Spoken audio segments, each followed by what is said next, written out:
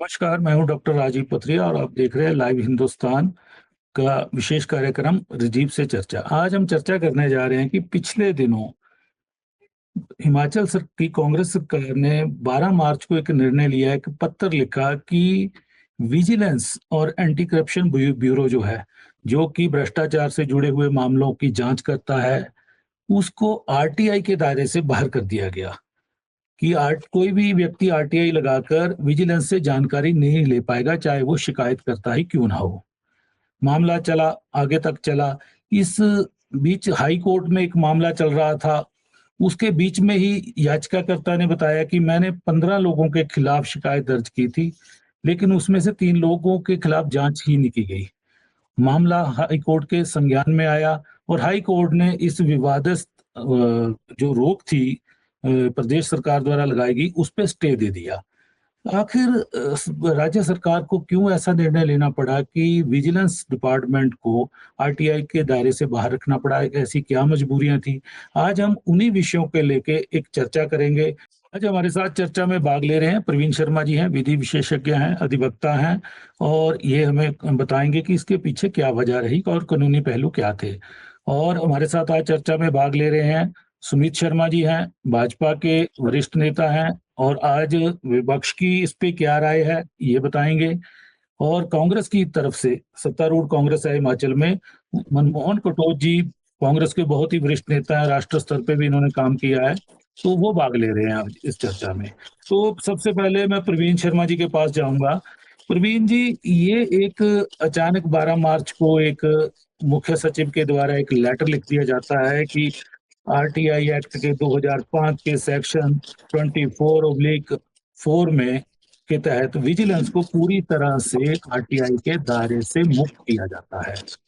उसके बाद अचानक, ये तो अभी कुछ दिन पहले हाईकोर्ट के संज्ञान में एक चले हुए मामले में ये ध्यान आ गया, हालांकि किसी ने कोई याचिका दायर नहीं की, कुछ नहीं की, और हाईकोर्ट ने इस पे स्टे कर दिया।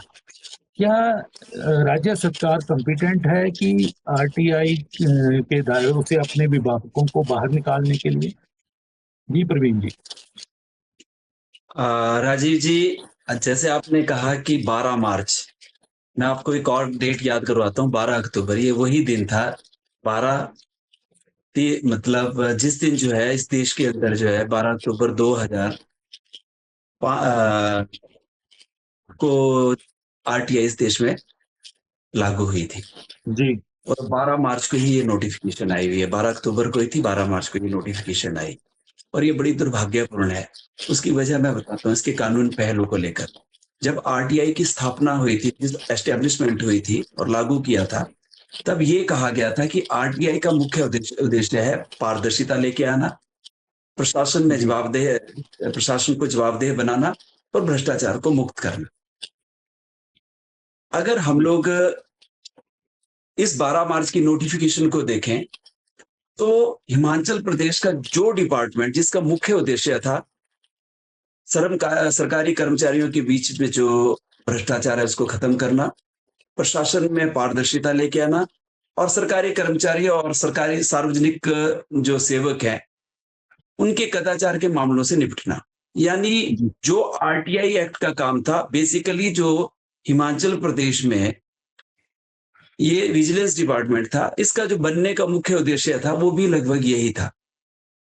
परंतु जिस तरह से इस नोटिफिकेशन को लागू किया है उससे इसका जो मुख्य उद्देश्य है वो ही खत्म हो जाता है। अब बात आती है कि क्या कानूनी रूप से इसको लागू किया जा सकता था या नहीं लागू किया जा सकता था। अगर ये बेसिकली सेंट्रल कानून है, यूं तो इस कानून को इसमें कोई बदलाव करने के लिए कोई भी प्रदेश सरकार जो है वो उसमें बदलाव नहीं कर सकती। परंतु जो इसका एक सेक्शन 27 है और सेक्शन 24(4) इसके तहत प्रदेश सरकारों को कुछ कानूनी अधिकार दिए गए हैं। जी। ऐसे 27 है, 27 के अंदर आप जो फीस है उसको बढ़ा सकते हैं, जो कागज के रेट्स हैं उसको बढ़ा सकते हैं, कर्मचारियों के जो टर्म्स एंड कंडीशन है उसमें चेंज कर सकते हैं। ये तो सेक्शन 27 बोलती है। अब आते हैं 24(4) जो 24(4) जिसके ऊपर बात करते हैं। 24(4) जो है उसके बारे में स्टेट परिवर्तन ला सकती है, पर कहां तक ला सकती है वो ये है, अगर प्रदेश सरकार कोई खुफिया एजेंसी एस्टैब्लिश करती है,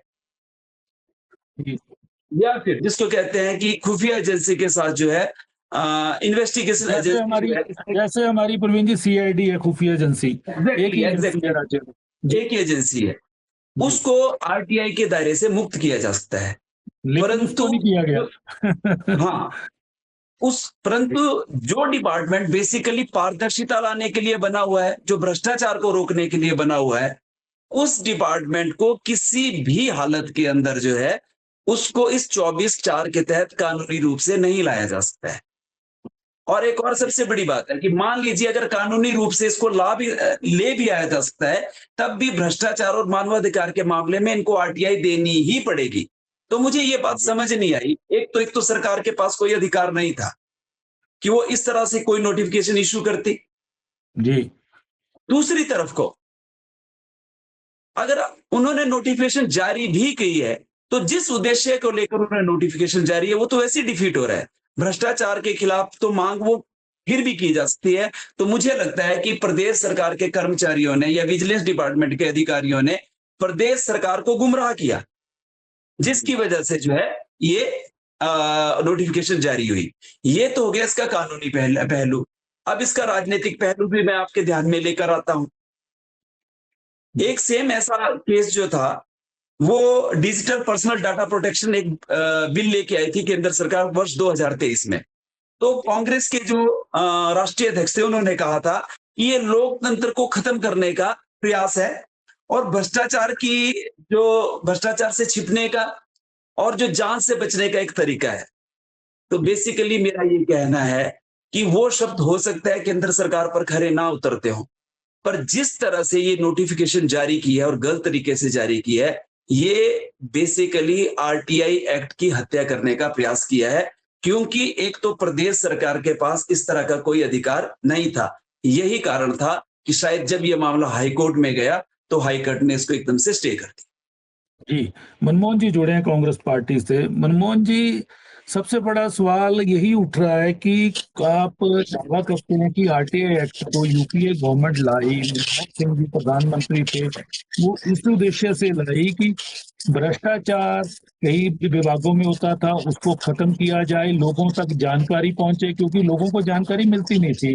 विधानसभा के सत्रों में विधायक अपोजिशन पे जानकारी लेते थे या पार्लियामेंट में दी जाती थी। तो एक बड़ा अच्छा एक्ट आया, लेकिन उस एक्ट का दुरुपयोग आपकी ही सरकार ने कर दिया। ऐसी क्या मजबूरी आ गई, ऐसी क्या मंशा है सरकार की इसके पीछे? जी मनमोहन जी। देखिए, आपने जो कहा कि ये आरटीआई एक्ट जो है ये कांग्रेस सरकार, यूपी सरकार लाई थी और एक ऐसा हथियार दिया था हिंदुस्तान के लोगों को कि आप अपने हकों को लेके जागरूक हो और अपने हकों की जानकारी आप किसी भी प्रशासनिक ढांचे से लेना चाहें तो आप ले सकते हैं।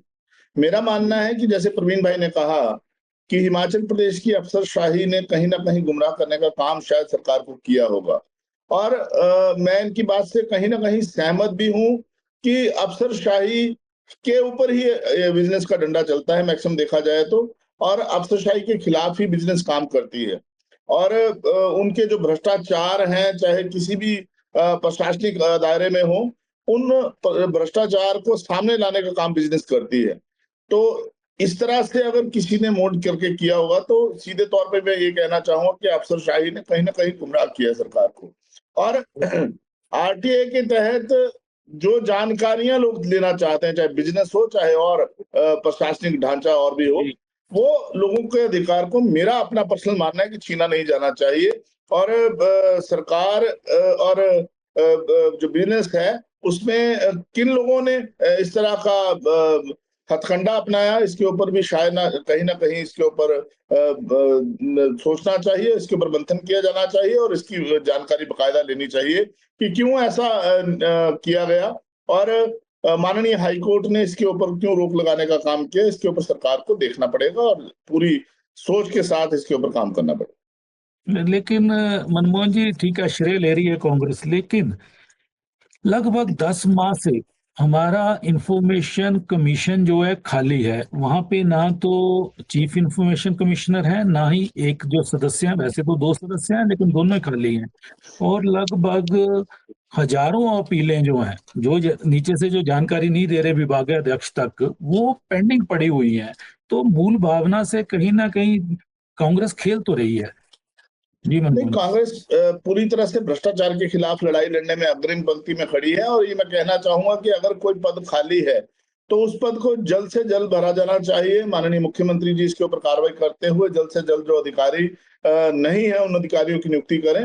ये भी मांग मैं आपके माध्यम से भी करूंगा और मुख्यमंत्री से मिलकर भी इस बारे में बात करूंगा कि आपको जहां जहां अधिकारी हमारे नहीं है उनको बिठाना चाहिए। और ये तो अहम एक हमारा प्रशासनिक ढांचा है और इसमें तो जरूर एक अधिकारी होने चाहिए और लोगों की सुविधा के लिए जो लोगों को जानकारी चाहिए वो निरंतर तौर पे मिलनी चाहिए। जी, सुमित जी जुड़े हमारे साथ भाजपा से। सुमित जी, आरटीआई की मूल भावना से खेल खेल दिया कांग्रेस ने, जबकि इसका श्रेय राष्ट्र स्तर पे इनके नेता राहुल गांधी जी ले रहे हैं, मनमोहन सिंह जी का कहीं ना कहीं था। लेकिन अब प्रवीण जी ने एक बड़ा अच्छा इसकी विधि तौर पे व्याख्या की कि इसकी मूल भावना से नहीं छेड़ सकते थे वो। स्टेट को एक अधिकार था कि कोई खुफिया एजेंसी तो सीआईडी होती है राज्य की, लेकिन जो भ्रष्टाचार पे नकेल डालती है विजिलेंस, जिसका गठन दशकों पहले हुआ और जो काम कर रही थी, उसके लिए क्यों इसकी रोक लगा दी गई कि लोग ताक झांक ना कर सकें कि विजिलेंस क्या कर रही है क्या नहीं कर रही है। जी सुमित जी। राजीव जी, ये बहुत बड़ा गंभीर विषय है और प्रदेश सरकार, ऐसा प्रतीत होता है कहीं ना कहीं पिछले 3 वर्षों के अंदर जो इन्होंने अलग अलग विभाग के अंदर कोई भ्रष्टाचारी ऐसे कुकृत हुए हैं उनको छुपाने के लिए एक हथकंडा अपनाने का प्रयास किया है। ठीक कहा प्रवीण जी ने कि 2005 में 13 अक्टूबर 2005 को ये आरटीआई एक्ट इन्फोर्स हुआ था और उसमें बड़ा स्पष्ट था कि 24(4) में ये था कि इंटेलिजेंस और सिक्योरिटी ऑर्गेनाइजेशंस, इनको स्टेट गवर्नमेंट एग्जम्प्ट कर सकती है। लेकिन ये जो है ये पुलिस के अंदर एक डिपार्टमेंट है, एक विभाग है जो कि corruption prevention of corruption act के तहत, इंडियन फॉरेस्ट एक्ट के तहत, एसेंशियल कमोडिटीज के एक्ट के तहत और वीएनएसएस आज की डेट में और पहले आईपीसी की धारा के अलग अलग किसी भी कर्मचारी, किसी भी रिप्रेजेंटेटिव या किसी भी व्यक्ति के ऊपर को भ्रष्टाचार के कोई उसके ऊपर आरोप लगते हैं तो उसके ऊपर वो इसके ऊपर कार्रवाई करेगी। लेकिन इनको जिस प्रकार से इसके अंदर अपना प्रदेश सरकार के एडमिनिस्ट्रेटिव रिफॉर्म्स के सेक्रेटरी ने अपने अपना आरटीआई से दायरे से इसको बाहर रखने का प्रयास किया, तो मुझे लगता है उन्होंने कहीं ना कहीं सरकार के कहने से इस काम को किया। सेक्रेटरी को इसे दोष नहीं दे सकते, सेक्रेटरी एडमिनिस्ट्रेटिव रिफॉर्म्स को। सरकार की मंशा गलत है। सरकार की मंशा 2 प्रकार की लगती है। एक तो अपने मित्रों को जिस प्रकार से गलत ढंग का लाभ देने का काम इस सरकार ने किया है, वो कोई भी आम जनमानस व्यक्ति इस प्रदेश का आरटीआई एक्ट के तहत विजिलेंस से ना पूछ पाए कि इसके ऊपर आप कार्रवाई क्यों नहीं करें, इसके ऊपर केस बनता क्यों नहीं बना पा रहे हैं। यदि मान लीजिए कोई केस बना तो उस केस का वर्तमान स्थिति में उसका स्टेटस क्या है उसकी जानकारी ना प्राप्त हो पाए। और तीसरा जो मुझे अघोषित तरीके से लगता है, जो राजनीतिक दृष्टिकोण से लगता है, वो ये लगता है कहीं ना कहीं अगले 1.5 वर्षों में पश्चिम बंगाल की पूर्व की टीएमसी सरकार की तरह विपक्ष के नेताओं की आवाज को दबाने का प्रयास या उनके द्वारा पूछे आने वाले समय में पूछने वाले जो भ्रष्टाचार के विरोध में जो सवाल हैं उनको कहीं टारगेट तो नहीं किया जा रहा है। ये 2-3 ऐसे विषय बिंदु मुझे लगते हैं कि प्रदेश सरकार की मंशा जो स्पष्ट नहीं है। और दूसरा मुझे सबसे बड़ी बात लगती है, आपने भी कहा कि पिछले जुलाई से स्टेट इंफॉर्मेशन कमिश्नर का पद खाली है, जून से चीफ इंफॉर्मेशन कमिश्नर का पद खाली है। मायने ये कि इन दोनों पदों को खाली रखो, आरटीआई से एंटी करप्शन ब्यूरो को, विजिलेंस को अपने आप में बाहर रखो, तो ये बात स्पष्ट है कि हम खुले तौर से विभागों के अंदर, चाहे आज भी ट्रिब्यून के अंदर या किसी समाचार पत्र में लगा कि पाइपें जो है आईपीएच की बिल्कुल जंगल में ऐसी पड़ी हैं, उनका यूटिलाइजेशन नहीं है। सो हॉस्पिटल के अंदर दवाई आ रही है तो उसकी स्थिति क्या है। मायने ये धीरे धीरे, अभी तो विजिलेंस है, मुझे लगता है आने वाले 2-4 महीनों के पश्चात ये भी पूछेंगे पंचायत के अंदर यदि कुछ गड़बड़ हुई है तो उसको भी आरटीआई के दायरे से बाहर करेंगे, आईपीएच का विभाग भी दायरे से बाहर चला जाएगा, पीडब्ल्यूडी भी चला जाएगा, स्वास्थ्य भी चला जाएगा, सब विभाग चले जाएंगे। मायने ये कि जो प्रदेश सरकार है ये अपने गलत किए गए कार्यों को, कुप्रबंधन को, मिसमैनेजमेंट को छुपाना चाहती है और प्रदेश के लोगों के प्रति जवाबदेह नहीं बनना चाहती है। लगता है यही व्यवस्था परिवर्तन का मूल ध्येय इस सरकार का रहा है। दुर्भाग्यपूर्ण निर्णय है, लेकिन हाई कोर्ट ने इस पे अपना संज्ञान लिया है और संज्ञान में प्रदेश सरकार के एडवोकेट जनरल रिप्रेजेंटेशन वहां क्या कर रहे हैं, 8H के तहत जाकर के कह रहे हैं जी कि डिस्क्लोजर ऑफ इंफॉर्मेशन होता है जिससे कोई इंक्वायरी जो होती है वो इंपीड हो जाती है, उसमें रुकावट आती है। तो ये कौन सा तरीका आपके किस प्ली पे जा रहे हैं? हालांकि 24 जून को ये जवाब अपना देंगे, फाइल करेंगे 24 मई को, देखते हैं क्या सरकार अपना जवाब देती है। लेकिन प्राइमा फेसिया भी स्टेटस इस पे अंदर स्टे लगा है, तो ये निर्णय जो है हाई कोर्ट ने ठीक किया है, लेकिन प्रदेश सरकार इसके अंदर अपना रिप्रेजेंटेशन प्रॉपर नहीं कर पा रही है, जो कि दुर्भाग्यपूर्ण, भ्रष्टाचार को छुपाने का प्रयास है सरकार का। जी प्रवीण जी, सुमित जी कह रहे हैं कि और विभागों को भी सरकार अपने राजनीतिक उद्देश्यों की पूर्ति के लिए दायरे में ला सकती है, ऐसा संभव है क्या? जी प्रवीण जी। देखिए, बात तो बिल्कुल सच है। जब आप किसी चीज को रोकना चाह रहे हैं, जी अधिकार से, दिए हुए अधिकार से किसी को वंचित कर रहे हैं, तो इसके पीछे की सोच क्या हो सकती है? जी इसके पीछे की सिंपल सी सोच होती है कि आप चाहते हैं कि कुछ जानकारियां जनता तक ना पहुंचे। जी अगर वो एक जानकारी को छुपाने की कोशिश कर रहे हैं, तो ऐसी बहुत सारी जानकारियां, ऐसी बहुत सारी और जगहों जहां से जानकारियां बाहर जा सकती है, वो निश्चित रूप से वहां पर भी इस तरह की रिस्ट्रिक्शंस लगाएंगे ही लगाएंगे। पारदर्शी और जवाबदेह सरकार का मतलब क्या होता है? आरटीआई की मूल भावना को देखिए, भ्रष्टाचार को खत्म करना है, पारदर्शी सरकार लेके आनी है, जवाबदेही सुनिश्चित करनी है। पर नोटिफिकेशन ने तो यही तय कर दिया ना कि आपके पास पारदर्शी सरकार नहीं हो, आपके पास जवाबदेही होनी नहीं चाहिए। जो एडवोकेट जनरल ने कहा, जो सुमित जी ने बताया मुझे, आपके सामने कहा, तो वो जो आर्ग्यूमेंट दे रहे हैं उसका मतलब क्या है? उसका मतलब है कि वो जवाबदेह नहीं बनना चाहते, वो नहीं चाहते कि किसी भी जांच में पारदर्शिता बने। हाँ, मैं ये मानता हूं कि कोई भी जांच प्रभावित नहीं होनी चाहिए, पर वो ऐसा पहले से ही होता रहा है। पुलिस भी जब जांच करती है, तो कब कोई आरटीआई आवेदन करता, जांच की रिपोर्ट मांगता है, तो उस स्टेज तक हम उसको, बिल्कुल, तो वो तो विजिलेंस के ऊपर पहले से ही था कि जांच चल रही है, तो कुछ चीजों को वो नहीं देते हैं। परंतु जिस तरह की नोटिफिकेशन, एक कवर चढ़ाने की कोशिश की, एक कंबल उड़ाने की कोशिश की कि सब कुछ ही ब्लैक ब्लैक कर दो, कुछ चीज आपको नहीं मिलेगा, ये निश्चित रूप से गलत है। और ये भी लगता है कि कहीं और पे भी इस तरह से दाल में कुछ काला है। अगर दाल में काला नहीं होता, तो आप मानकर चलिए सरकार ये कदम ही नहीं उठाती। कुछ ना कुछ बड़ा है जो अभी जनता की नजर के सामने नहीं है, और जिसको छुपाने की कोशिश की जाए, चाहे वो अधिकारियों की तरफ से हो, जैसा मनमोहन जी ने कहा, या फिर सरकार की तरफ से है। कहीं तो गड़बड़ है। अगर अधिकारियों की तरफ से गड़बड़ है, तो फिर सरकार को हाईकोर्ट में अगेंस्ट स्टैंड लेना चाहिए था। हाईकोर्ट अगर पक्ष में स्टैंड ले रही है, तो मतलब कहीं ना कहीं सरकार भी इसमें शामिल हो सकती है, जो मुझे लग रहा है। जी तो मनमोहन जी, जानकारियां छुपाने का प्रयास है, पिछले दिनों भी विजिलेंस में पत्थर दौड़े, ठीक है, आपकी सरकार के अंदर एक जनजनाहट आई, एक पब्लिक रैली में आपके नेता मुखर हुए, कई लोग गवाह बने, विपक्ष ने निशाने साधे, और मुख्यमंत्री से जब सवाल किया गया, उन्होंने भी पत्रकारों को कहा मेरे पास तो शिकायतें आती रहती हैं, क्योंकि बतौर होम मिनिस्टर कई केसों में जी विजिलेंस के भी मुखिया वही हैं।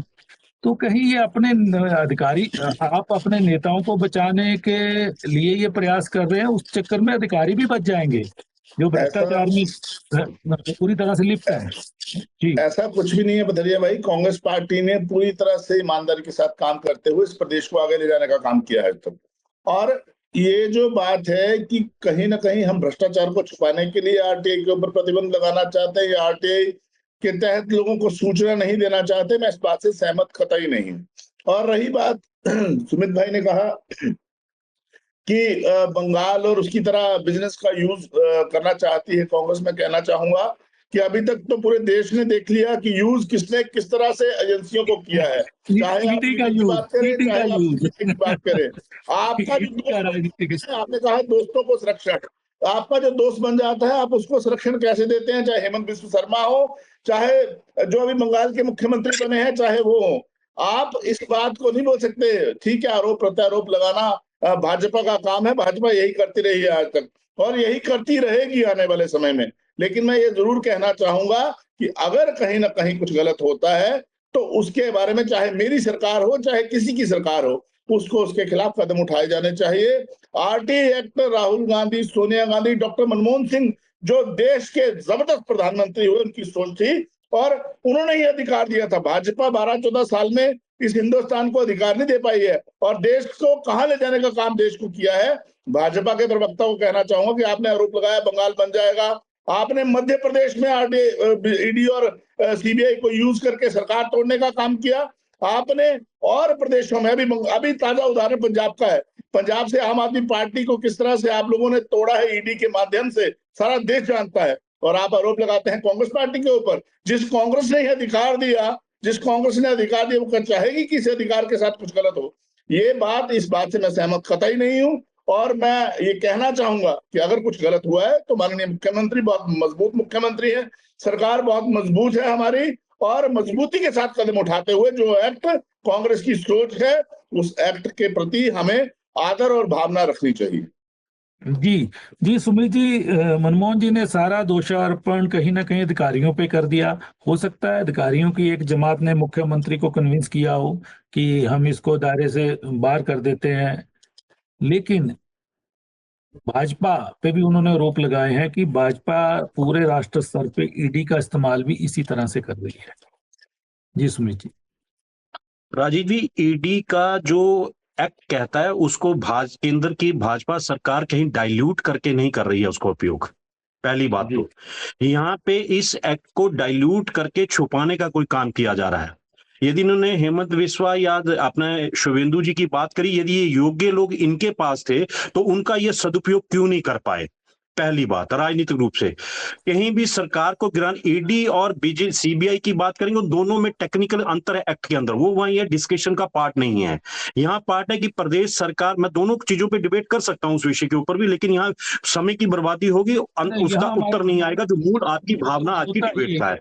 दूसरा, मैं एक और उदाहरण देता हूं, इन्होंने अभी 16/5/2026 को किस प्रकार से प्रदेश के कर्मचारियों के अधिकारों के ऊपर कुठाराघात किया है। एक ऑफिस मेमोरेंडम निकाल दिया है कि भाई आपका ट्रांसफर होता है तो आप ट्रांसफर होने के बाद सीधा हाईकोर्ट नहीं जा सकते हैं। अब ये कह रहे हैं कांग्रेस सरकार कर्मचारियों की हितैषी है। 2013 के अंदर धूमल जी की सरकार ने comprehensive guiding principal 2013 for the transfer cases एक अपना इसमें गाइडलाइंस लेकर के आए थे। उस गाइडलाइन के पैरा नंबर 22A के अंदर 13 फरवरी 2025 के अंदर सुखविंदर सिंह सुक्खू जी की सरकार अमेंड करती है कि कोई भी कर्मचारी यदि ट्रांसफर हो जाता है वो सीधा हाई कोर्ट नहीं जाएगा, वो जाएगा तो अपने कंपिटेंट अथॉरिटी के पास जाएगा। 1 महीना ये कंपिटेंट अथॉरिटी के पास आप घूमते रहो और मान लीजिए पीछे से आपको रिलीव कर दिया गया, आप सड़क पे आ गए, आपको अर्न्ड लीव लेनी पड़ेगी, आपकी उन दिनों की सैलरी का क्या बनेगा, और महीने के बाद आप कोर्ट में जाते हैं तो कोर्ट कितने दिनों में आपको रिलीफ करता है वो बात के विषय होंगे। लेकिन वहां पे भी कर्मचारियों के साथ खेलने का काम इस सरकार ने किया है। आपने कहा कि नहीं, आपने दूसरी बात की, मैं एक और उदाहरण देता हूं, धर्मपुर का एक उदाहरण देता। धर्मपुर में इतने पेड़ कटे वो जमीन के नीचे मिले, उसके ऊपर हमारे विधानसभा के भाजपा के सदस्यों की कमेटी ने विजिट किया और उसके बाद विधानसभा में प्रश्न लगा कि ये पेड़ कटे किसने काटे, कौन सी संस्था थी, कौन से किसके उसके तहत संस्था ने किए, तो तब जवाब विधानसभा के अंदर इसी प्रकार से दिया गया जैसे विजिलेंस को आरटीआई के दायरे से बाहर किया जा रहा है, जानकारी एकत्रित की जा रही है। इस प्रदेश सरकार से 3 साल में किसी भी विषय के ऊपर जानकारी मांग लीजिए, स्कूल कितने बंद हुए, क्यों बंद हुए, कितने संस्थाओं के अंदर कितने प्राध्यापक है, कहां कितने डॉक्टर हैं, कहां कितने प्रोफेसर हैं, कहां कितने एसडीओ हैं, कहां कितने बाल मित्र, पशु मित्र, पुष्प मित्र, फलाने मित्र लगे, तो जानकारी कहीं पूरी नहीं होती है। तो जानकारी इकट्ठी की जा रही है, सीधी जानकारी विधानसभा में भी छुपाएंगे, कोर्ट के अंदर जाने की कोई व्यवस्था बनेगी या किसी विभाग के ऊपर के जवाबदेही लोगों की अपेक्षा, तो वहां पे भी जो अपने आप को छुपाने का प्रयास करते हैं। ये हर जगह इस प्रकार का काम करते। सुखविंदर सिंह सुक्खू जी आज भी स्टूडेंट पॉलिटिक्स से बाहर नहीं निकले राजीव जी। स्टूडेंट पॉलिटिक्स वर्ष भर में होती है, अगले वर्ष दूसरे प्रकार का बैच आ जाता है। ये लोकतंत्र का बहुत बड़ा मंदिर है। इस मंदिर में लोग 40 वर्ष, 5 आज जिसने वोट किया वो 40 साल का, 5 साल वो 45 साल का हो जाता है। 5 वर्ष में कार्यकाल पूरी सरकार की कार्य पद्धति को देखता है, उसकी विवेचना के आधार पर वोट करता है। लेकिन सुखविंदर सिंह सुक्खू जी को समझना चाहिए, मुख्यमंत्री है, ये विभाग भी उनके दायरे के तहत आता है कि मुख्यमंत्री जी मुख्यमंत्री की तरह आप काम करिए, एनएचयूआई के प्रदेश अध्यक्ष की तरह काम मत करिए। यूनिवर्सिटी कॉलेज का चुनाव नहीं है ये, लोगों की भावनाओं से आप खेल रहे हैं। प्रदेश के लोग आपके ऊपर बहुत ही आशा भरी निगाहों से देख रहे थे। मनमोहन जी आपके प्रश्नों का जवाब देंगे। जी मनमोहन जी। देखिए, पहली बात तो ये है कि इनको अभी भी धूमल साहब याद आते हैं, जिनका हाल इन्होंने बुरा कर रखा है। और दूसरी बात, मैं कहना चाहूंगा भाजपा के प्रवक्ता को, चलो शुक्र है आपने माना कि आरटीआई एक्ट कांग्रेस की देन है, और बड़ा मजबूत एक्ट कांग्रेस ने आपको दिया था, पूरे देश को दिया था। तीसरी बात, इन्होंने कहा कि हमने कभी भी माफी चाहता हूं, हमने कभी भी जो सरकारी अदारे और एजेंसियां हैं उनका गलत यूटिलाइजेशन नहीं किया। लेकिन मैं कहना चाहूंगा कि पूरे देश में ये क्या कर रहे हैं, लोकतंत्र के ऊपर कैसा कुठाराघात कर रहे हैं, ये सब लोग देख रहे हैं। नंबर 4, इन्होंने कहा कि मुख्यमंत्री अभी भी छात्र जीवन जी रहे हैं, मुख्यमंत्री अभी भी छात्र जीवन जी रहे हैं। मैं इनको कहना चाहूंगा कि एक छात्र ही देश को चलाता और बनाता है, और आप ये बात कह के संपूर्ण छात्र समुदाय के खिलाफ एक बड़ी बात कहने जा रहे हैं। एक व्यक्ति, आप अभी 50 साल की उम्र के होंगे, आप भी अभी भी आप छात्र जीवन जीना पसंद करेंगे। लेकिन अगर आप समस्त छात्र समुदाय को, मौजूदा मुख्यमंत्री को छात्र समुदाय के साथ जोड़ते हुए और पूरे छात्र समुदाय के खिलाफ उंगली उठा रहे हैं, ये बड़ी गलत बात है। मैं इससे सहमत नहीं हूं। इनको इस बात के ऊपर माफी मांगनी चाहिए समस्त छात्र समुदाय से। मनमोहन जी, कर्मचारियों का जो सवाल इन्होंने बात पे आ रहा हूँ, जाने के लिए रोक लगा दी, और हाई कोर्ट ने भी उसमें चाहूंगा कि हिमाचल प्रदेश की सरकार, मौजूदा सरकार ने आते ही कर्मचारियों के हितों को देखते हुए ओल्ड पेंशन स्कीम लगाने का काम, जो काम किया है, वो हिमाचल सरकार की मौजूदा सरकार ने किया है। और आपकी जो भूतपूर्व सरकार थी, उन्होंने हिमाचल प्रदेश के कर्मचारियों को कैसे ठेंगा दिखाया था ओपीएस के ऊपर, इस बात के ऊपर भी आज आप कर्मचारियों को हितैषी बनने के लिए जो बात कर रहे हैं, आप इस बात के ऊपर आए कि हिमाचल प्रदेश की मौजूदा सरकार ने ओल्ड पेंशन स्कीम लागू करके पूरे हिमाचल प्रदेश के कर्मचारियों को एक मजबूत अधिकार देने का काम किया है। चलिए कर्मचारियों को ओल्ड पेंशन स्कीम देने का काम नहीं, ओल्ड पेंशन स्कीम दी आपकी गवर्नमेंट ने, कर्मचारी आपके साथ हैं उसी मुद्दे पे, चुनावों में भी रहे। लेकिन ये कर्मचारी जब ट्रांसफर होगी, 1 महीना वो कॉम्पिटेंट अथॉरिटी के पास अपील करेगा, वो हाई कोर्ट में अपील नहीं, क्योंकि ट्रिब्यूनल आपने बनाया नहीं, भाजपा ने स्क्रैप को उसको खत्म किया था, उसके बाद आपने बनाया नहीं ट्रिब्यूनल को, ठीक है। और हाई कोर्ट में जाने के लिए भी उसको पहले इंतजार करना पड़ेगा, इजाजत लेनी पड़ेगी, तब तक वो सड़क पे आ जाएगा। सुमित जी ने अच्छा सवाल किया। इसके ऊपर और हाई कोर्ट ने टिप्पणी भी की है कि ये कहीं ना कहीं शासन व्यवस्था में बाधा करने का प्रयास है सरकार का, ऐसी हाई कोर्ट ने टिप्पणी की है। मनमोहन जी, व्यक्ति को न्याय मिलना चाहिए, और जो सरकार, कोई भी व्यक्ति हो, कोई भी अदारा हो, कोई भी सरकार हो, गलतियां करती रहती है, और मैं उन गलतियों को मानने के लिए बेबाकी से तैयार हूं। अगर कोई गलती हुई है तो उसको सुधारा जाना चाहिए। लेकिन ट्रिब्यूनल जो खत्म हुआ था, सरकारी केसों को जो सुनता था ट्रिब्यूनल, उसको जो खत्म करने का काम भाजपा ने किया था, उसके ऊपर भी बात करनी चाहिए भाजपा के लोगों को, उसके ऊपर भी अपनी स्थिति स्पष्ट करनी चाहिए इन लोगों को। चलिए अब मैं प्रवीण जी के पास जाऊंगा। प्रवीण जी, नया मुद्दा बीच में सुमित जी ने उठाया है कि कर्मचारियों को कहीं ना कहीं न्यायिक प्रक्रिया से दूर करने की कोशिश उस आदेश में की गई है, हाई कोर्ट ने टिप्पणी भी की है। प्रवीण जी, तो ऐसा सरकार क्यों करती जा रही है इस तरह से प्रयास? क्या कोई चीजें समझ नहीं रही हैं, या अधिकारी हाथ झाड़ के बैठे हैं, इस तरह के सुझाव दे रहे हैं एडवाइजर लोग कि इस तरह का करो काम, तो ये कि इसको रोका जा सकता है इन चीजों को? जी प्रवीण जी। राजीव जी, एक तो इस देश का नागरिक जिसके अंदर कर्मचारी भी है, उसको इस लोकतंत्र का जो सबसे महत्वपूर्ण पहलू है कि उसको न्याय पाने का अधिकार है। अगर कोई किसी व्यक्ति को, विशेषकर कर्मचारी को, अगर न्याय पाने से वंचित किया जा रहा है, तो इसका अर्थ है उसको प्रताड़ित किया जा रहा है। जी, इसको प्रताड़ना कहा जा सकता है, प्रताड़ना के अलावा और कुछ, क्योंकि 1 महीने तक जब वो रिप्रेजेंटेशन देगा और उसको दूसरी जगह ज्वाइन करना पड़ेगा, उसके बाद उसका तो न्याय की तो सारी की सारी चीजें खत्म होगी, फिर न्याय के लिए कहां जाएगा। अब दूसरी सबसे बड़ी बात है कि पिछले 3.5 सालों में सरकार के अंदर हुआ क्या है। ओपीएस के बाद जो है, ओपीएस को हथियार बनाकर कर्मचारियों को यह कहा गया कि बस हमने ओपीएस दे दिए, इसके अलावा अब आप कुछ मत मांगो, आपको हम आपका डीए नहीं देंगे, हम आपकी तनख्वाहें काट लेंगे, हम आपको कोर्ट नहीं जाने देंगे। और मुझे तो पता क्या लग रहा है इस पूरे मामले के अंदर, कहीं ना कहीं ये सरकार ने ये मान लिया है कि इस वर्ग को जितना प्रताड़ित करेंगे ये कुछ नहीं कर पाएगा, चुप ही रहेगा। जी, ये सीधा अगर मैं कहूं तो ये प्रताड़ना और कुछ भी नहीं है। जी, मैं कर्मचारियों के फेवर में या प्रदेश सरकार के अगेंस्ट नहीं हूं, पर मैं फिर भी ये कह रहा हूं कि आप किसी व्यक्ति को उसके न्याय के अधिकार से किस तरह से वंचित कर सकते हैं। ये उसका अधिकार है, देश लोकतंत्र ने उसका अधिकार दिया है जी। और दूसरी तरफ को है, आप सारे के सारे मामलों के अंदर देख लीजिए, सरकार के मन में जो आता है सरकार वही करे जा रही है। तो ये ऑटोक्रेसी जिसको कहते हैं ना, एक तरह से एक व्यक्ति के अनुसार सरकार को चलाना, जो उसके मन के अंदर आता है वही करना है। जो मनमोहन जी ने कहा कि उन्होंने अधिकार दिए, बड़ी अच्छी बात है, उन्होंने अधिकार दिए, सारा देश मानता है, पर मनमोहन जी को यह भी मानना पड़ेगा कि यह अधिकार को छीनने का काम भी कांग्रेस कर रही है जी। अगर दिए हैं तो छीन कौन रहा है उन्हें जी। दूसरी तो भी ठीक करना पड़ेगा। अगर कर्मचारियों से उनके न्याय का अधिकार छीना जा रहा है तो कांग्रेस को ठीक करना पड़ेगा, जैसा इन्होंने पहले माना कि आरटीआई के अंदर अगर कुछ गलती है तो उसको ठीक करेंगे, वैसे उन्हें यह भी मानना चाहिए कि कर्मचारियों से जो ये अधिकार छीना गया है उसको सरकार ठीक करेगी। अरविंद जी, अंत में एक सवाल लूंगा कि हमारा इंफॉर्मेशन कमीशन खाली है लगभग 10 माह से, इसको भरने की प्रक्रिया, बीच में आवेदन लिए जाते हैं, कुछ नहीं किया जाता, फिर डेट बढ़ाई जाती है, ये 2-3 बार ऐसा प्रयास हो गया है, तो इसको खाली रखना भी कानूनी तौर पे कितना उचित है प्रवीण जी?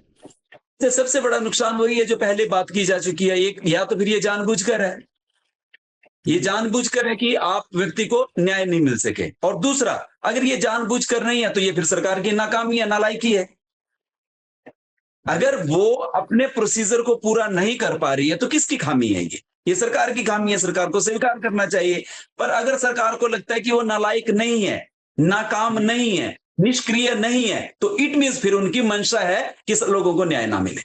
आज हम चर्चा को विराम देते हैं। आज हम चर्चा कर रहे थे कि हिमाचल प्रदेश में विजिलेंस को आरटीआई के दायरे से बाहर करना कहीं ना कहीं कुछ चीज को छुपाने का प्रयास है, क्योंकि भाजपा भी यही आरोप लगा रही है, बाकी लोग भी यही कह रहे हैं कि क्या विजिलेंस के अंदर चल रहा है जिसकी जानकारी ना शिकायतकर्ता को मिले ना किसी और को मिले, जबकि कानून में प्रावधान है कि मानवाधिकार और भ्रष्टाचार से जुड़े मामलों को छुपाया नहीं जा सकता, वो आरटीआई के दायरे में रहेंगे। प्रवीण जी ने जैसा बताया कि कोई खुफिया जानकारी एजेंसी, वो खुफिया एजेंसी तो हमारी सीआईडी है, जबकि उसको इसके विजिलेंस के दायरे से बाहर करना चाहिए था, लेकिन कर दिया गया विजिलेंस को। इसी तरह से एक आदेश और सरकार के कार्मिक विभाग की तरफ से जारी हुए कि तबादला होने पे कोई भी कर्मचारी सीधा न्यायालय का रुख नहीं करेगा, वो पहले कॉम्पिटेंट अथॉरिटी के पास जाएगा, 1 माह का समय वहां पे वो करेगा। तो ये 2-3 चीजें ऐसी आई हैं, सुमित जी ने बताया कि ये जो सरकार के अपने काम है, शायद सरकार नहीं चाहती कि जो विजिलेंस में शिकायतें आ रही हैं उनका क्या स्टेटस है वो जानकारी जनता तक पहुंचे। वही उन्होंने कहा कि टीएमसी जैसे भी प्रयास हो रहे हैं कि टीएमसी ने भी विपक्ष को दबाने के लिए वहां एजेंसियों को ऐसा किया, लेकिन मनमोहन जी ने भी ठीक कहा कि भाजपा भी ईडी का इस्तेमाल खूब जोरों शोरों से कर रही है। लेकिन इसके आखिर क्या कारण रहे? न्यायालय का हस्तक्षेप हुआ इसलिए ये चीजें रुक गई हैं फिलहाल, लेकिन सरकार की मंशा क्या है? मनमोहन जी कह रहे हैं कि अफसरशाही की राय पे ये चीजें हो सकती हैं, लेकिन अफसरशाही भी जो बोलती है सब कुछ नहीं करना चाहिए, क्योंकि आरटीआई का जो एक हथियार था, इसका लोगों के हाथ में ये कांग्रेस पार्टी की यूपीए गवर्नमेंट द्वारा, मनमोहन सिंह द्वारा दिया गया, लेकिन अब उनकी ही जहां पे राज्य में सरकार है हिमाचल में, इस हथियार को दोबारा छीनने का प्रयास हुआ है। तो आज हमने इसी विषय पे चर्चा की, आप सबने चर्चा में भाग लिया, मैं आप सबका धन्यवाद करता हूं।